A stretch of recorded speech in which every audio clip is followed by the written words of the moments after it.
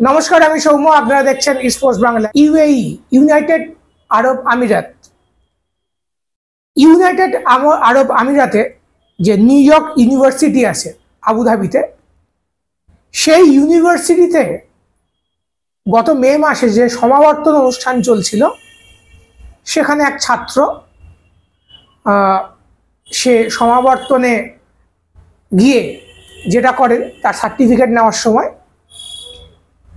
সে free Palestine অর্থাৎ প্যালেস্টাইনের স্বাধীনতার পক্ষে সে স্লোগান দেয় এবং সে একটা স্কার্ফ পরে গেছিল, যেটা প্যালেস্তিনীয়রা যেটা পরে থাকে। ফিলিস্তিনের যেটা ঐতিহ্যবাহী যে রুমাল তারা যে গলায় দেয়। এবং আজকে অ্যাসোসিয়েট প্রেস আজ যেটা জানিয়েছে, সেই ছাত্রকে ইউনাইটেড আরব আমিরাত সে দেশ থেকে বিতাড়িত করেছে। কেন বিতাড়িত করেছে? প্যালেস্টাইনের স্কার্ফ পরার জন্য এবং ফ্রি প্যালেস্টাইন স্লোগান দেওয়ার জন্য সমাবর্তন অনুষ্ঠানে। যদিও অ্যাসোসিয়েট প্রেস তার পরিচিতি প্রকাশ করেনি এবং যে সমস্ত ছাত্রদেরও বয়ান নেওয়া হয়েছে তাদেরও পরিচিতি প্রকাশ অ্যাসোসিয়েট প্রেস করেনি। এই প্রতিবেদন থেকে যেটা জানা যাচ্ছে যে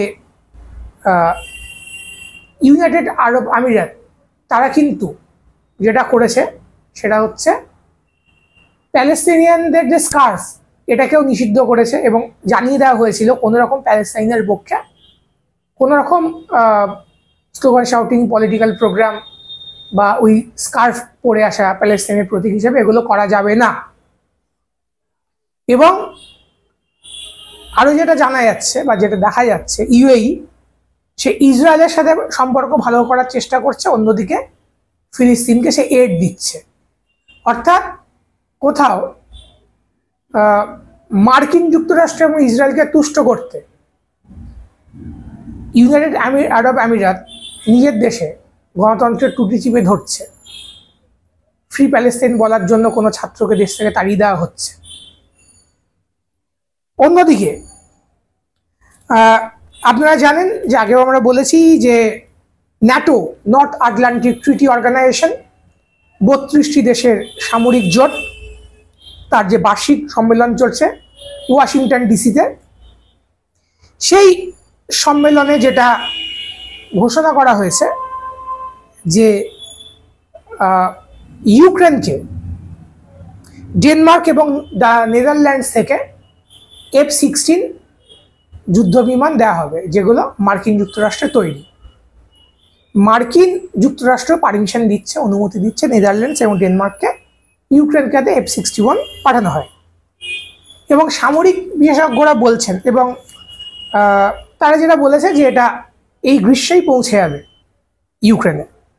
সামরিক বিশেষজ্ঞরা বলছেন বা যারা খবর রাখেন সামরিক ক্ষেত্রে, তারা বলছেন এইবার হয়তো এবার সরাসরি মার্কিন F-16 বিমান এবং রাশিয়ার যে সুখুই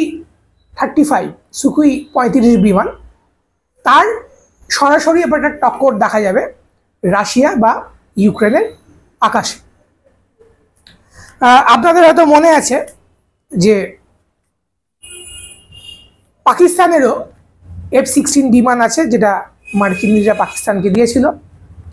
এবং অভিনন্দন বর্তমান নামে একজন ভারতীয় বায়ুসেনা, সে আমাদের মানধাত্তা আমলের মিগ বিমান দিয়ে সে কিন্তু সেই F-16কে ধ্বংস করে দিয়েছিল। এবার এই F-16 পাচ্ছে ইউক্রেন, যদিও মার্কিন যুক্তরাষ্ট্রের কাছে কিন্তু F-32 অবধি তারা ডেভেলপ করেছে, অন্যান্য দেশগুলোকে এই F-16 অবধি তারা দিচ্ছে।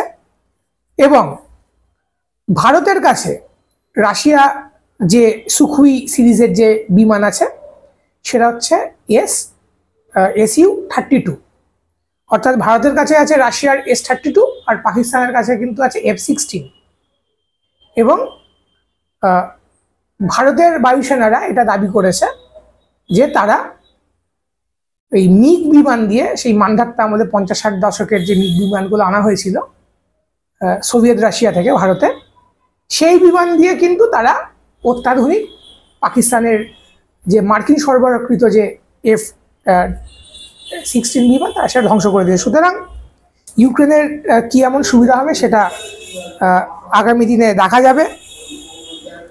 অন্যদিকে ভারতের যিনি রাশিয়ার সহকারী রাষ্ট্রদূত আছেন রোমান বাবুশকিন, তিনি বলেছেন যে সমস্ত ভারতীয় নাগরিক রুশ ইউক্রেন যুদ্ধে ফেঁসে আছে তাদেরকে খুব জলদি ভারতে ফেরত আনার ব্যবস্থা করা হবে। গতকাল যেটা হয়েছিল, ইন্ডিয়ান ফরেন সেক্রেটারি তিনি মস্কোতে দাঁড়িয়ে বলেছিলেন, যার নাম বিজয়মোহন কাওত্রা, এই ইন্ডিয়ান ফরেন সেক্রেটারি বলেছিলেন যে ভারতের 35 থেকে 50 জন নাগরিক যারা রাশিয়ার সেনায় আছে ভুল করে চলে গেছে, বিভিন্ন চক্রান্তের শিকার হয়ে তারা চলে গেছে এবং তারা যুদ্ধের মাঝখানে ফেঁসে গেছে, তাদের জলদি যাতে ভারতে ফিরিয়ে আনা হয়। এই 35 থেকে 50 জনের মধ্যে ইতিমধ্যে 10 জন রাশিয়ার সরকারের সহযোগিতায় ভারতে ফিরে এসছে।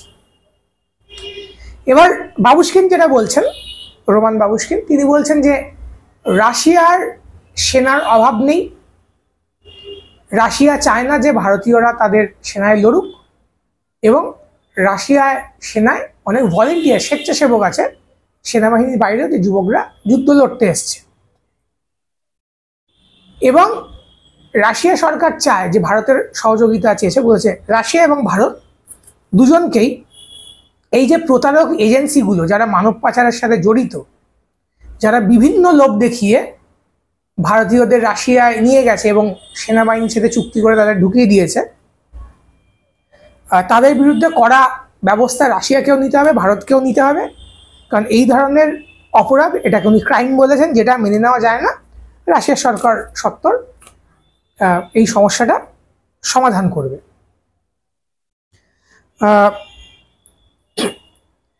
আজকে এই পর্যন্তই। আমাদের সাথে থাকুন, দেখতে থাকুন ইস্ট পোস্ট বাংলা। শুভরাত্রি।